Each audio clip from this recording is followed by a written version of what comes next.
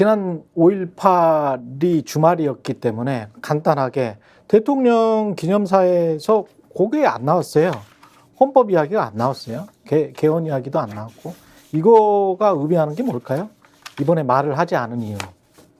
대통령 제가 한번 5.18 기념식에 3번 가신 거잖아요. 예. 처음부터 3년 연속 갔는데 그건 의미가 있습니다. 3년 연속 간 거. 가는 건데, 그러니까 가는 건 뭐 북한에서니까 더 당연히 또 가야 되는 거죠. 예. 근데 기념사를 보면은 이제 앞에는 이를테면 어디서나 나올 법한 얘기 있지 않습니까? 예. 그건 복사해서 옮기듯이 해요. 그러니까 이를테면 거의 영혼 없이 5월의 정신은 지금도 자유와 인권을 위협하는 이런 22년 했던 얘기고, 예. 5월의 정신은 자유와 청 이런 얘기를 합니다. 아, 근데 영혼 없이 이런 얘기인데 예. 기승전 어디로 가냐면 이를테면 5.18을 어디 연결시키냐면 잘 살게 해주겠다. 이를테면 광주 지역을. 예? 광주를 AI와 첨단 기술 기반의 산업 고도화 이런 지역으로 만들겠다. 예? 광주와 호남의 산업적 성취와 경제 발전을. 지난해에도 그랬고 지지난해에도 그랬다. 올해도 경제를 빠르게 결국. 근데 이런 생각이 들었어요. 80년에 광주의 그 시민들이, 어린 학생들이 전두환 군부 독재의 그 저항에서 일어난 게 우리 광주도 부자 도시 만들어주세요. 잘 살게 해주세요. 라고 해서 일어난 거 아니잖아요. 그렇죠. 그건 아니잖아요. 근데 대통령 그게 오해의 정신 아니잖아요. 기념사에 3년 모두 3년 빠짐없이 내내 글로 가요. 광주를 잘 살게 해주겠다는 경제 식으로. 발전. 네. 이게 어디서 됐냐면 4.3 때도 그랬어요. 제주도 가서. 제주도를 관광으로 어떻게 이렇게 했어요. 그걸 제주 사람 바라는 걸까요?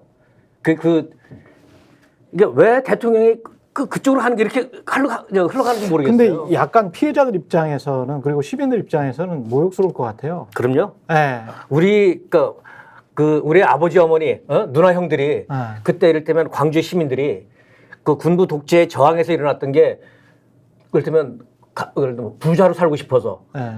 부자 도시 만들어 달라고 그건 아니잖아요. 그 민주화 이렇게 들으면은 지금 피값을 자꾸 돈으로 이렇게 연결시키려고 그래. 세마는 것 같은 그런 뉘앙스를 주는 건 별로 좋지 않은. 그러면서 계속 네. 저기 나오잖아요. 홍준표 시장이 또 그 얘기했잖아요. 5.18 유공자 누군지 뭐 이런 거. 예. 다 그런 시각이란 말이에요. 그러니까 이게 네? 최소한 그런 말이 보상 제대로 이게 네.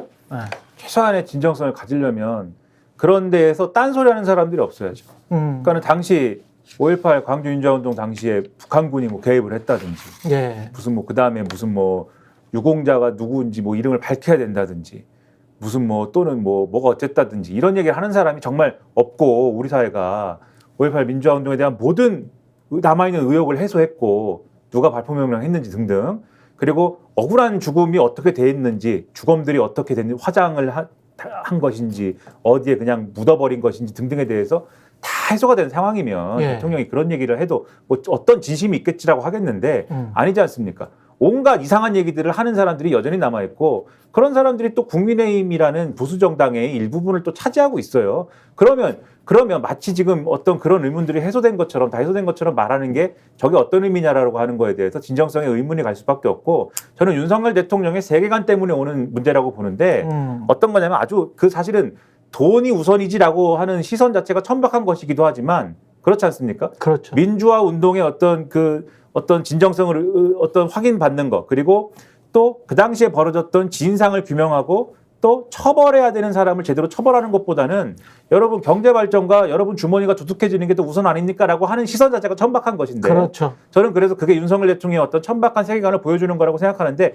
그거 플러스 알파 제가 볼 땐 뭐가 있냐면 지금 이것에 대한 진상규명을 권하고 진상규명을 해야 된다라고 얘기하고 여러분 진상규명 해야 되지 않습니까라고 얘기하고 여러분 이 전두환을 처벌해야 되지 않습니까?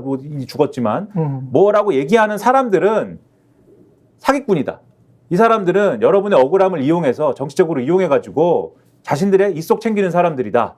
라고 사실은 이전부터 그런 비슷한 주장을 해왔잖아요. 예. 그런 거의 연장선에서 예. 나는 그게 아닌 거예요. 윤석열 대통령. 나는 그게 아니기 때문에 진상규명 말하지 않고 책임자 처벌 말하지 않고 그것이 아닌 다른 뭔가를 말하는데 그게 뭐냐. 나는 그거하고는 완전히 다르게 저 사람들이 얘기하지 않는 경제발전 얘기한다.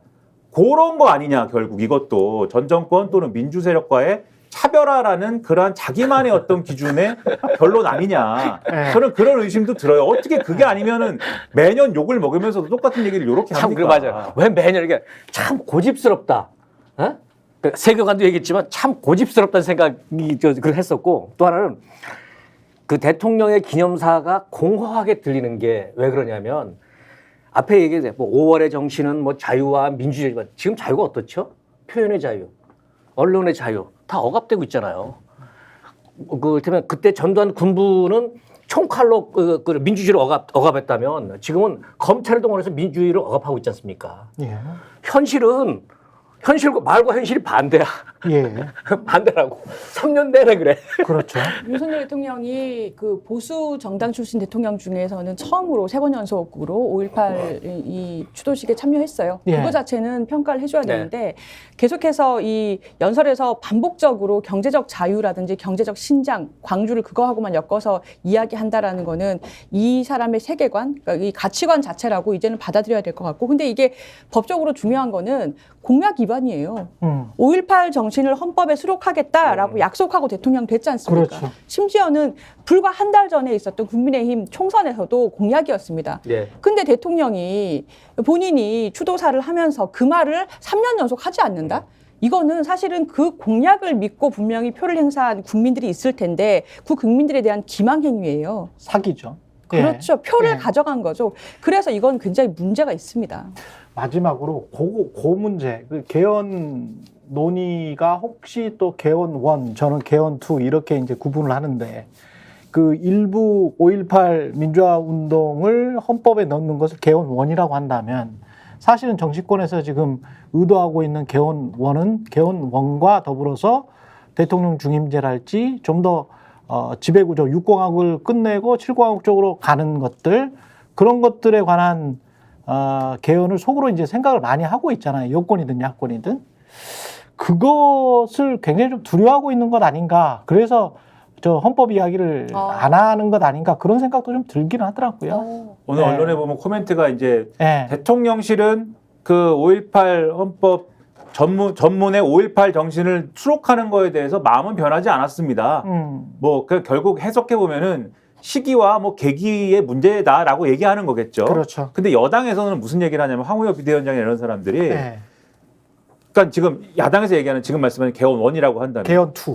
네. 예, 그거는 개헌 2. 예. 그러니까 이 헌법 전문 헌법 네. 전문 그거는 네. 개헌 1. 그것에 대해서 원포인트 개헌을 요구하고 있는 건데 결국은 그 전문만 개정하는 원포인트 개헌은 사실 너무 너무 이제 보잘것없지 않느냐. 소모적이다. 모든 하는 것을 김에. 포괄적으로 다 해야 한다. 이렇게 답을 하고 있거든요. 그게 개헌 2입니다. 그렇죠. 근데 개헌 2를 하자고 얘기하는 것 같지만 속내를 얘기를 하면 언론에 보도된 바는 이게 어차피 1을 얘기해도 실제로 야권에서 문을 여는 건 2를 문을 여는 것이기 때문에 그렇지. 우리로서는 포괄적이라고 얘기를 하면서 이 개헌의 의제를 넓혀가면서 시간을 끄는 것이다라는 취지의 무슨 얘기를 하고 있는 것 같아요. 다시 말씀드리자면은 이게 개헌을 하자고 할 때는 지금 국민의힘도 역대 모든 국회에서 개헌을 하지 말자고 한 적은 없습니다. 그렇죠. 늘 개헌은 정당성이 있고 개헌은 해야지라고 얘기하지만 구체적인 논의에 들어갔을 때, 각 쟁점에 들어갔을 때 침대 축구를 하면서 각자가 이 안 되게 만들어 온 거거든요. 그렇죠. 그런 전략으로 가는 과정에 지금 이 5.18 정신의 헌법 전문 수록이 껴있는 거다. 그래서 이게 진도가 안 나가는 거다. 맞습니다. 대통령도 그걸 알고 있다. 이렇게 맞습니다. 말씀드리겠습니다. 한 가지만 좀 보태자면 그래도 대통령이 그 3번 연속 그 5.18 기념식 갔다는 건 평가를 하잖아요. 그래도 그 의미마저 지키려면 네, 보십시오. 지금 진실과 화해의 위원장이 누구냐면 김광동이라는 사람이에요. 검색해 보세요. 어떤 사람인지. 그리고 지난 그 총선에서 대구의 도태우 공천했다 결국 안 됐지만 했습니다. 이런 행동을 하면서 5월 정신을 말할 수가 없는 거예요. 그것부터 좀 하지 마세요. 그리고요. 이 얘기를 이 얘기 좀 한번 합시다. 이게. 우리 이 나라의 어떤 공기 중에 말입니다. 어떤 지역 또는 무엇에 대한 그 우리 국민을 그 분열시키는 편견이 있습니다. 편견과 차별의 이게 공기 중에 흐르고 있어요. 무겁게 흐르고 있습니다. 이게 이러니까 김광동 같은 사람이 진실과 화해의 장옥이 그 자리가 있는 거고요. 김광동. 5.18 망언을 했었죠. 5.18 망언한 사람이에요. 그런 사람이 그 자리에 가 있다고요. 이 사람부터 자르십시오. 그 다음에 5월을 얘기하십시오. 예. 대통령 각하. 여기까지 각하까지요. 뭐. 풍자하자면. 예. 송희웅 기자, 김민하 평론가, 조수진 변호사였습니다. 고맙습니다. 네. 저희가 이벤트 하나 마련했습니다. 혁신, 균형, 정의를 지향하는 대한민국의 정치, 경제, 미디어 스픽스가 지금 벌써 88.3만 명 정도 구독자를 지금 모집했습니다. 너무너무 감사드립니다. 88만 구독자의 시선을 한 번에 받을 기업을 저희들이 홍보해 드리려고 합니다. 저희들이 선착순으로 10개사를 뽑습니다. 2024년 5월 31일까지 메일로 보내주십시오. spixed@fix.kr로 보내주시면 되고요. 접수 기간은 5월 말일까지고요. 10개사를 저희가 선착순으로 뽑습니다. 6월달 한 달, 그리고 7월달 한 달 각각 이렇게 한번 해봐가지고요. 우리가 한번 공유해보고 많이 평가해보고 판매해보고자 합니다.